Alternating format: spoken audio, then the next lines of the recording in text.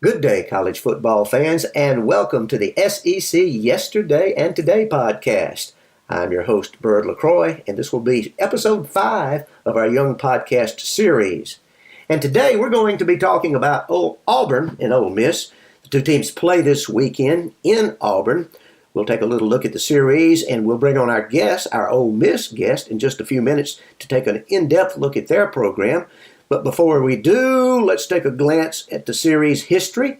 There have been 41 meetings between the two teams, Auburn winning 30. Ole Miss has triumphed 11 times, and there have been 0 ties in the series. The first game occurred in 1928. Ole Miss won it 19-0, and the game was played in Birmingham, Alabama. The largest margins of victory in the series, Auburn 41-0 in 1985, and Ole Miss 40-7 in 1949. I do remember Bo Jackson and the Auburn defense having tremendous nights in that 1985 game, and I believe Bo ran for like 240 yards, and the Auburn defense may not have given up any rushing yardage. They may have held Ole Miss to minus rushing yardage, as a matter of fact. I'll have to take a look back into that. The longest winning streaks, Ole Miss had a 3-game streak occurring between the years 1949 and 1952. Auburn won 9 games, and those games occurred intermittently between 1971 and 1991. Conference championships, Ole Miss has 6, and Auburn has 12. National championships, Auburn and Ole Miss both claim 2. Auburn has 3 Heisman Trophy winners, and Ole Miss does not have a Heisman Trophy winner up until this point.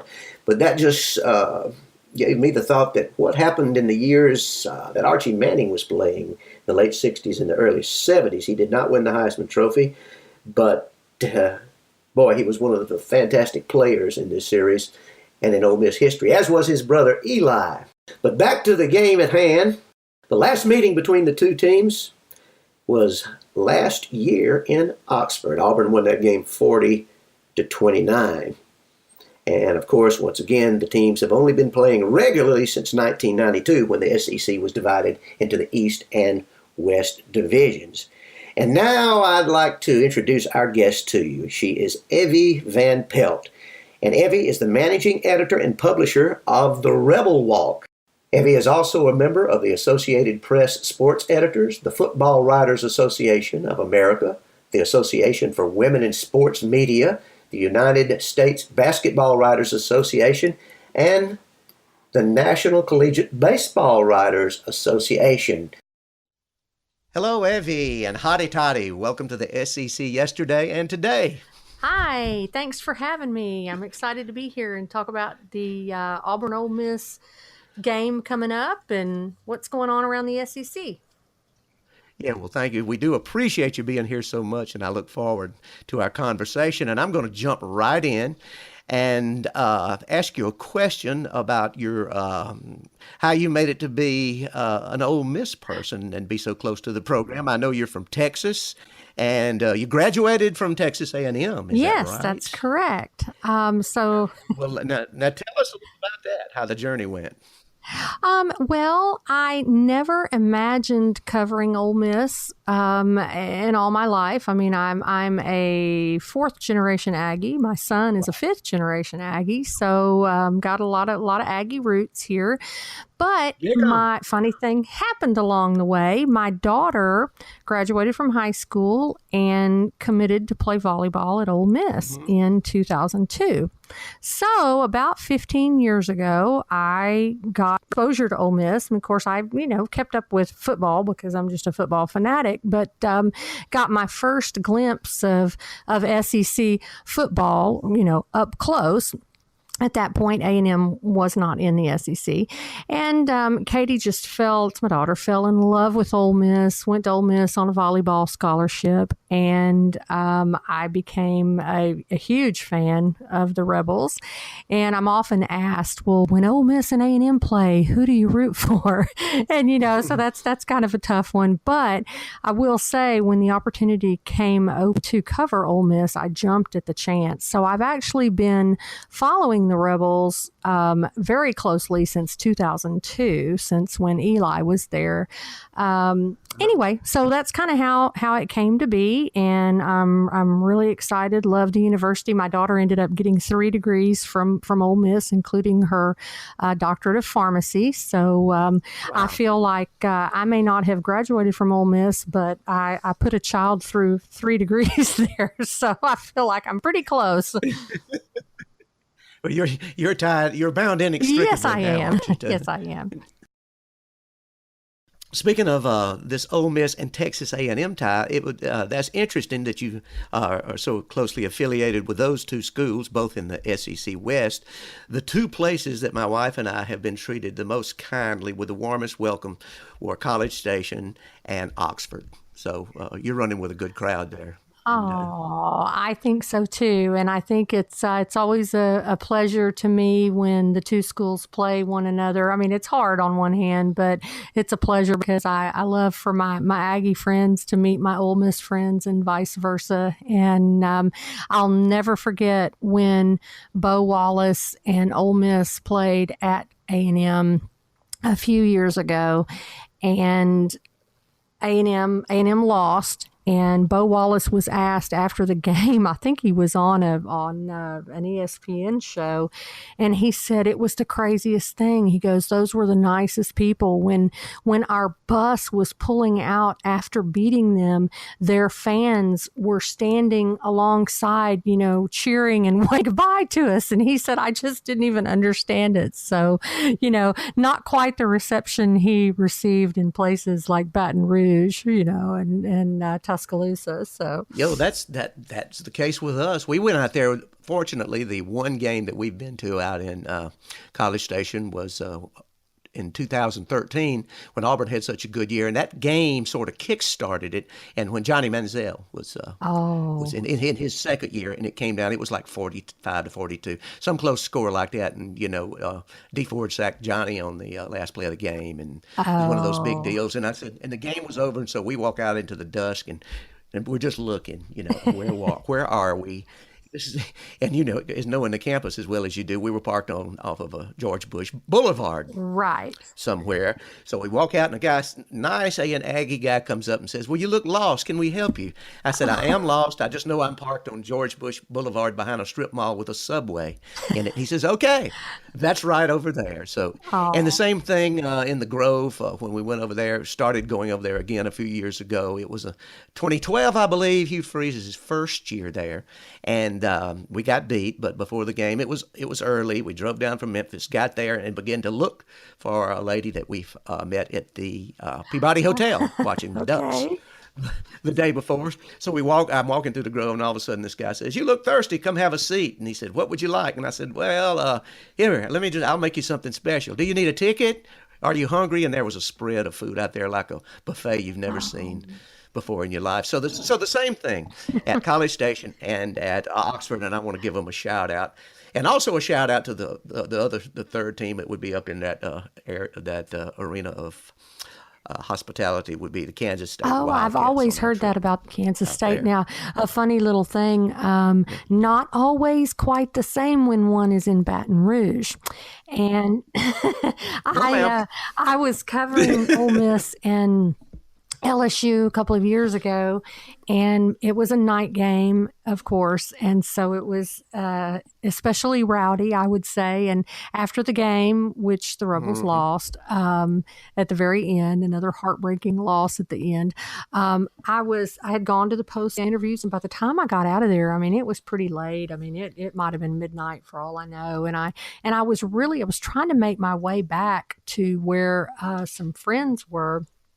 Who were all LSU folks who lived nearby, and I was just walking around pretty clueless, and it was midnight, and there I am walking around by myself, and I tweeted something about it, not exactly sure, where I am, just somewhere in the middle of Tiger Stadium, and Ben McDonald, the phenomenal pitcher for LSU, who actually follows me on Twitter, and I follow him. He tweeted back at me, and he said, at Ole Miss Evie, excuse me, I've got the same allergies you do. Grab something purple and put it on. Yeah. Hide your red and blue. So I remember thinking, holy cow. Anyway, I think he was probably joking, but yeah, I did at that moment start to think, maybe it isn't so wise. Anyway, but everybody there was incredibly nice to me, so I don't want to make any of my LSU friends mad. But A&M and Oxford are special. Well, that's a yeah, they are. And Baton Rouge, we've had good and bad experiences. It helps a lot when you win. They're silent then. But boy, Right. after the game when you lose, be careful and duck. It's Right. but really, I don't think any more or less worse than any other place. It can get a little crazy. And the last time we were down there is 2003, and we were clobbered the year they won it all. And we were clobbered. Oh. Saban was coach, and it didn't turn out well. We left at the half, and that was the last time we've been. But we are signed up, and we're going next week again for the first time. Oh, And wow. things Okay. look a little more promising. But it's been 18 years since Auburn has won down there. So Wow, that wow. is absolutely incredible. Tommy Huh. Tuberville's another Ole Miss guy. Tommy Tuberville's first year at Auburn is Yes, a long time yes, ago. All long right now. time. Well, let's we could chat all day, and I would love to. But Well, I would too. I would too. And it's funny you bring up Tupperville. I interviewed about 3 or 4 years ago. I interviewed Corey Peterson, who was a wonderful wide receiver for Ole Miss back in the late '90s, Mhm.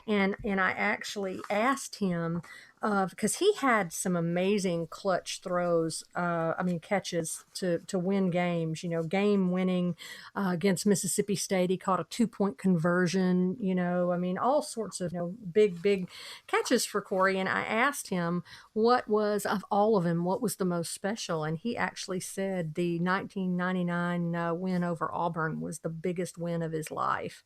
Oh yeah, And but it was because Tuberville had just left Ole Miss the year before, and right. then they the Rebels traveled to Auburn. So I always remember that game.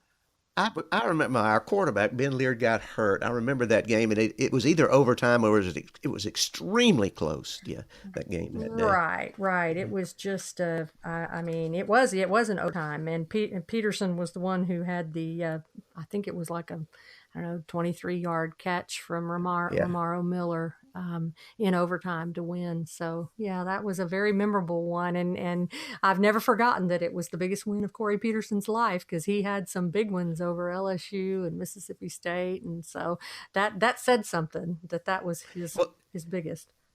yes, yes, yeah, it does. It was a tough one, and Tuberville was able to return the favor the next year. Right. And Right. was Yes, he awesome. was. And I remember Deuce making a long punt return Y- that day. And it was a great game, like 35-27 or something like that. But that sort of evened it back up. But going over there, we didn't know what to expect. Said, boy, Tubbs coming back to Ole Miss. This could get really ugly. But it didn't No, really, from what no, I could no. tell. And you're right. I think it was 35-27. So and that the one Peterson was in, I think, was a 24-17 overtime win in '99. So they've had some exciting games. They have, and who knows? We may have one again on Saturday, and we'll get to that in just a moment. But since we've gotten warmed up here, and you're being so close to the Ole Miss program, I wonder if you would like to share with us a little bit your feelings, your what you can understand and grasp of this situation with the NCAA investigation Well, and sure. Ole And, Miss. it's funny. If you would have asked me this a month ago, I might have given you a different answer. 2 months ago, a different answer. I mean, Hmm. we've had, I Hmm. think, Ole Miss has had quite the off season. What with, Hugh Freeze resigning and Houston Nutt suing Ole Miss and NCAA. And I think the Committee on Infractions, NCAA Committee on Infractions met last month, and Hmm. it's such a hard thing to know because you get little snippets of leaks from various and sundry reporters, and you don't really know who actually is getting what info from where. Is the NCAA leaking it? Who knows? But from everything I've Hmm. heard, Ole Miss had already self-imposed sanctions, a one-year bowl ban, quite a significant amount of scholarship reduction. I think they're losing about $8 million in monies from the league and being self-imposing the ban on a bowl. And so, I mean, they, a lot of people who, Ole Miss was cheating and they need to get the hammer thrown at them. Well, they've already got a pretty significant hammer being thrown on them. So that being said, I think that the majority of what was being contested at this point had to do with Leo Lewis, a linebacker at Mississippi State. So, here we get into this, rivalry, school as you have with Alabama, 90 miles away, and it's this intense rivalry. And then you've got a player from your rival given limited immunity by the NCAA. And it was quite interesting, excuse me, because Leo was requested to appear before the Committee on Infractions. And the interesting thing about that is I cannot recall, perhaps you can, a current, sitting, if you will, athlete being requested to appear before the committee. I haven't been able to find out for sure if that's true, but none of the experts I've talked to can recall that. So that was quite significant. Yeah, that was quite a significant thing. And it was kind of, they snuck him in through the back door, so all the reporters out in the lobby, nobody even knew if he was there. And so, until you see him posting pictures on his Snapchat that say he's in Covington, Kentucky. So anyway, all that being said,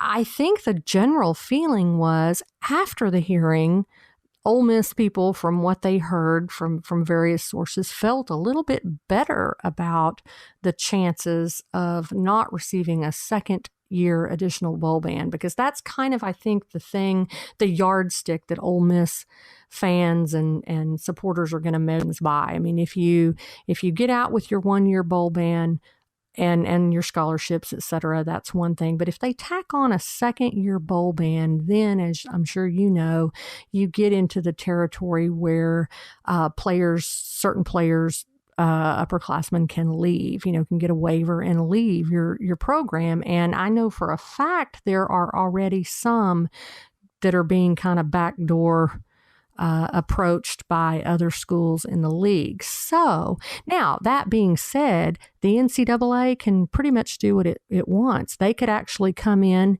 and even if they did not give an additional year bowl ban, they could come in and say, look, you guys have had what could be three head coaches in 6 months if they don't retain Matt Luke after this season.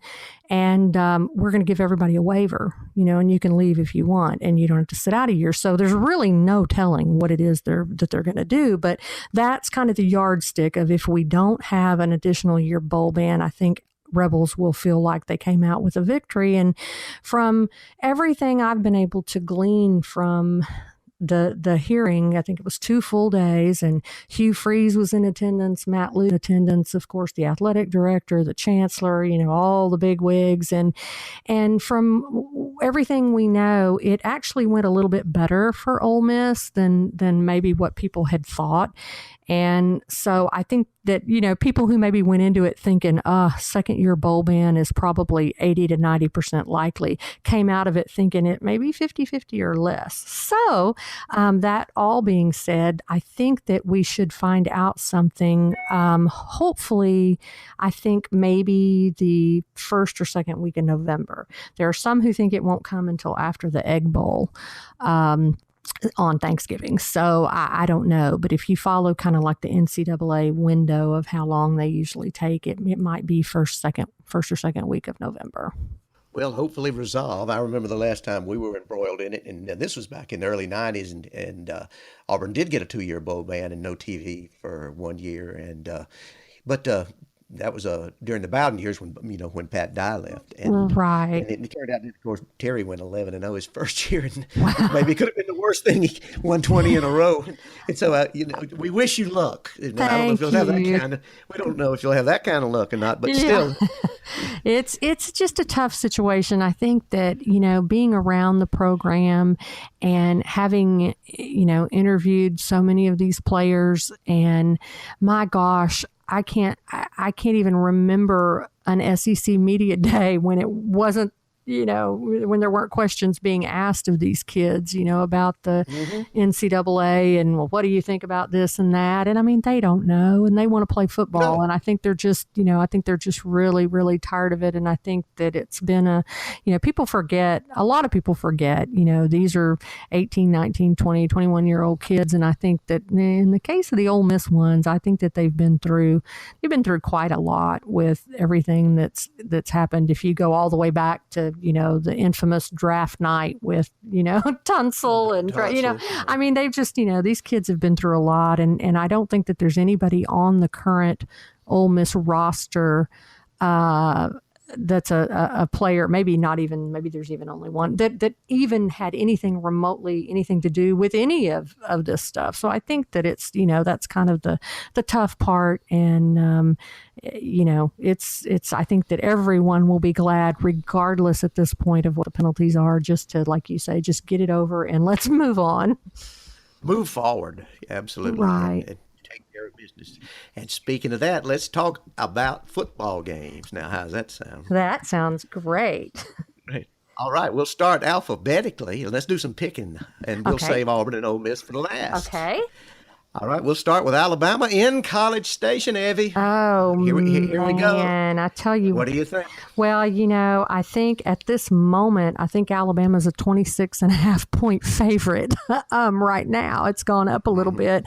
And I don't know if maybe I am, scarred from the game in Tuscaloosa last weekend or what, but I just don't. I mean, anything can happen in college football, but I just don't see how A&M is going to win that game. I mean, a 26.5 point underdog at home in Kyle Field. I mean, that is humongous. And I'll just say Alabama, it's like after the loss, Ole Miss head coach Matt Luke said, they just were, they excelled in everything. He does offense, defense, special teams, and, it was really hard to see any weaknesses. So I absolutely am going to go with Alabama.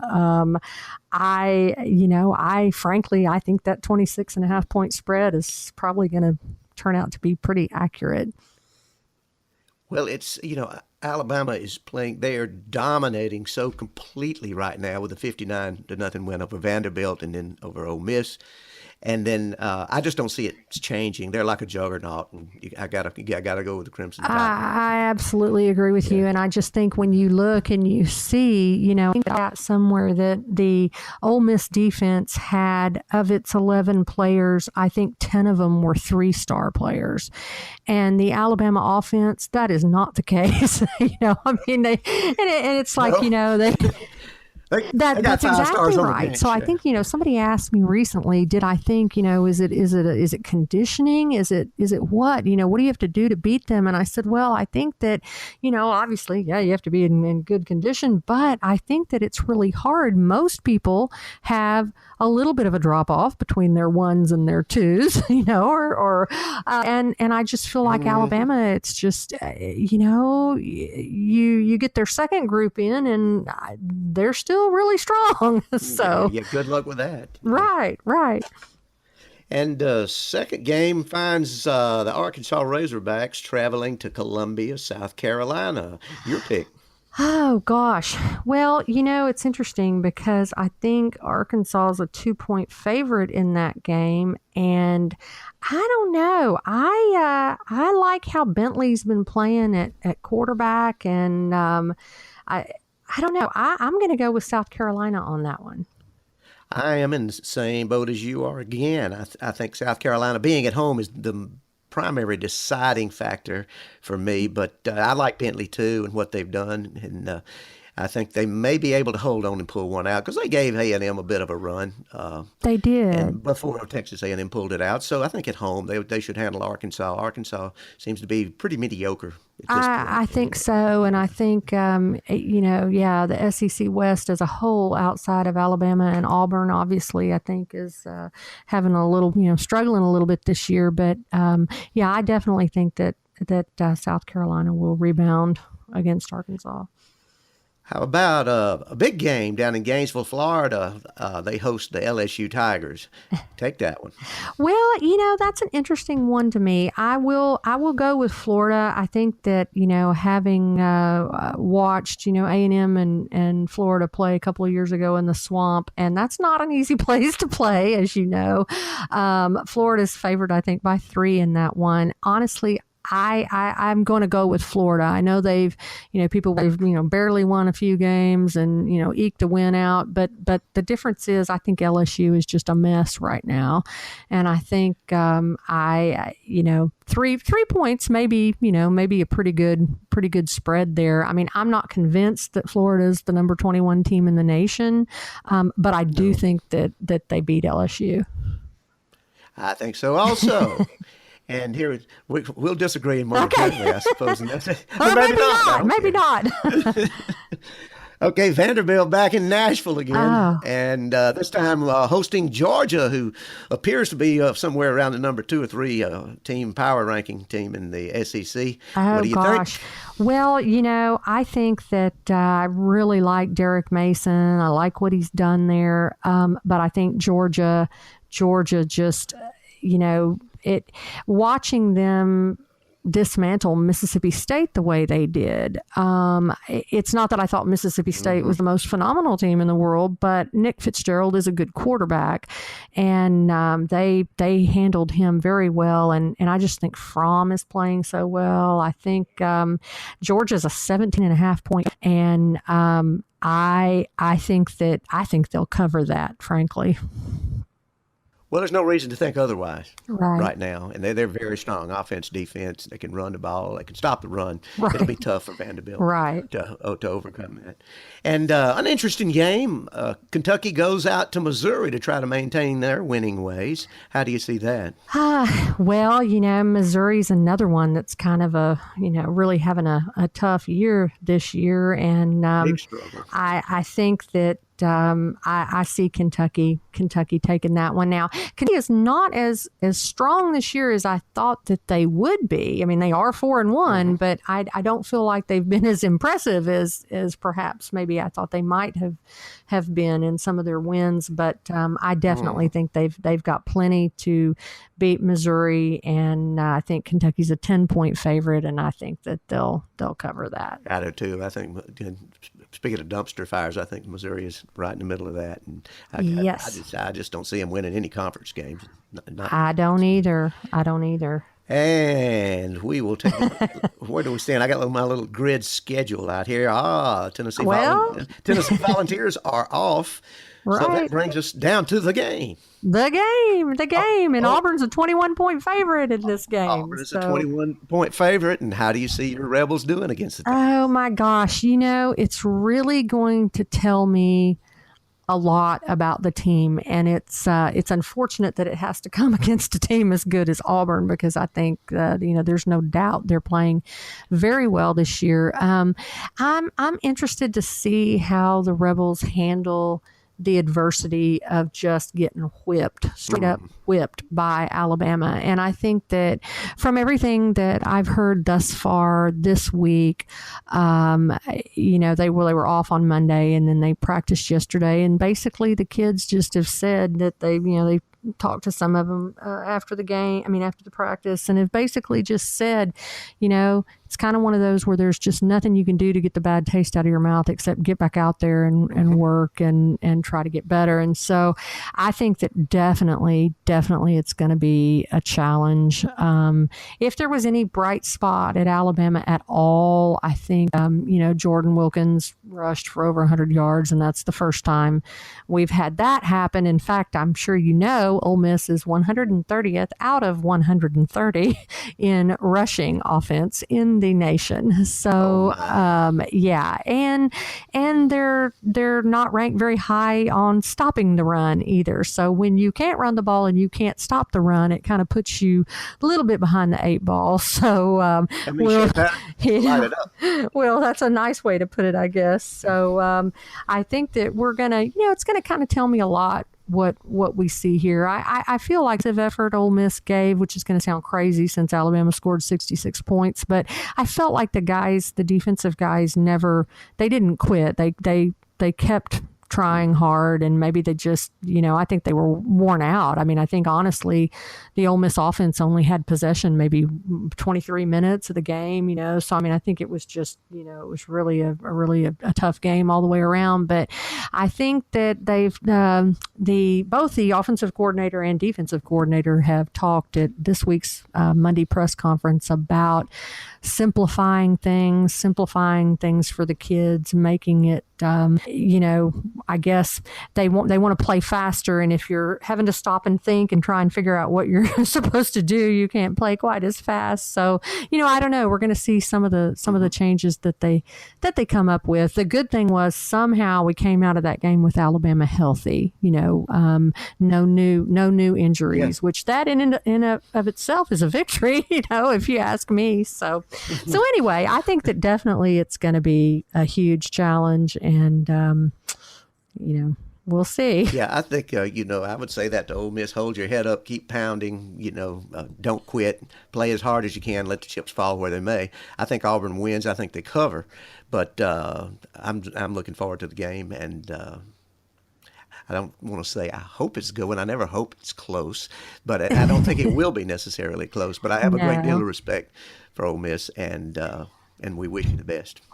Well, and I think that if they can get past this game with Auburn, and again, it will be a tough game. Auburn looks very strong this season, but if they can get past that, I think that you get into October, and I think that there's a little bit more winnable games, so to speak. Mm-hmm. And I think that, like we talked, I mean, maybe it's a little bit of a down year for the SEC West outside of Auburn and Alabama. But, after they play Auburn, they've got Vanderbilt at home, and that's eminently winnable, I think, followed by LSU, Arkansas, Kentucky, Louisiana, and then A&M comes into Oxford. So before that Egg Bowl game on November 23rd, I mean, I feel like, yes, it's really tough right now, but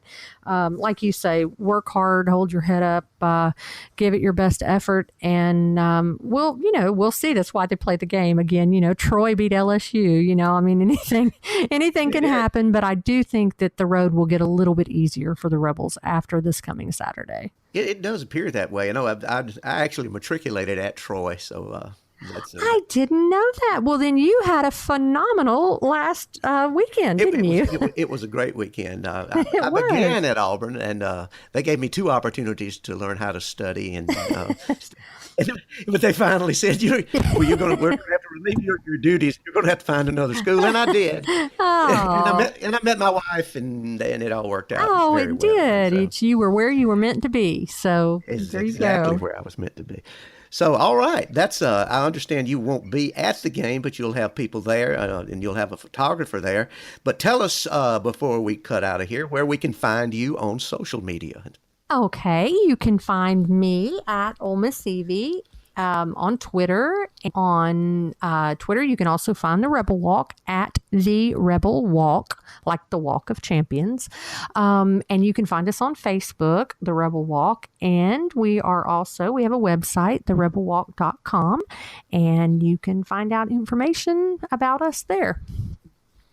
And you can find me at Autull, Autull. My personal domain with personal blogs and sports blogs is birdlacroix.com. And then, of course, at campuspressbox.com. And we urge you to continue to listen and spread the news of this podcast, the SEC, yesterday and today. And with that, we are out of here. And thank you so much for joining us today, Evie. Thank you so much for having me. Hotty toddy. Hotty toddy.